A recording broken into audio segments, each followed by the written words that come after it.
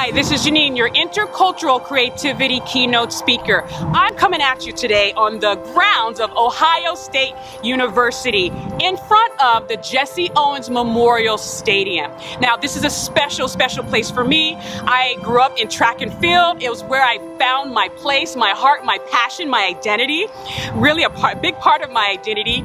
So the fact that I get to be where Jesse Owens made history is amazing. For those of you who don't know, Jesse Owens moved to Ohio in his childhood in the 1920s, about the same age as my grandfather, and he dominated the track. In high school, he even equaled or broke the world record at 9.4 seconds at the 100 meters. He went on to Ohio State, and it was still a racially segregated time. The African-American students had to live off of campus. He never received a scholarship because they weren't allowed to at that time.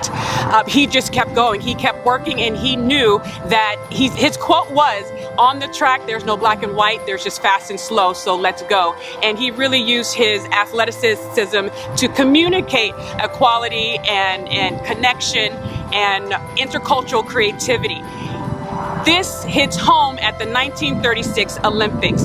In the midst of the rise of the Nazi regime, it was held in Berlin, Germany, and Hitler was trying to lead the pack, trying to show Aryan and German supremacy. He thought the Germans would dominate the entire games, but Jesse Owens showed up and showed him otherwise, winning gold medals in the sprints, the 1, the 2, and another sprint. He almost didn't win a 4th gold medal in the long jump. Here's what happened. He was going through the preliminary rounds and he fouled out 2 times. For those of you who don't know how the long jump works, if you foul out 3 times, you're out. And so if he fouled out 1 more time, he would not have made it to the finals in order to win a medal. Luz Long, a German athlete, his competitor, went and moved his towel back about a foot. He jumped from that mark and he qualified for the finals. Luz Long and Jesse Owens ended up becoming friends, and Jesse Owens jumped and made the goal. This story is a wonderful example of intercultural creativity, helping one another out, seeing past our differences, and then celebrating those differences and creating bonds and friendships.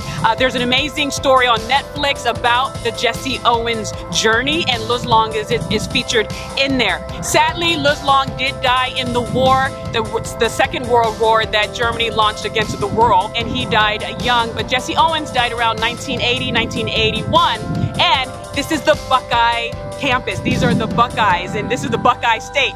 And I actually live in Buckeye, Arizona, so there's another connection there. I'm creative, always making those connections. So it's an honor to come to you. I do the keynote for the SNA conference tomorrow, the School Nutrition Conference, and I'll actually be sharing about this story in the conference because they'll have a connection to the Buckeyes. And so I'm excited to be doing that, excited to be sharing with you the history, the legacy of Jesse Owens. This is intercultural creativity at its best. Now go on and shine bright. See you next time. Bye-bye.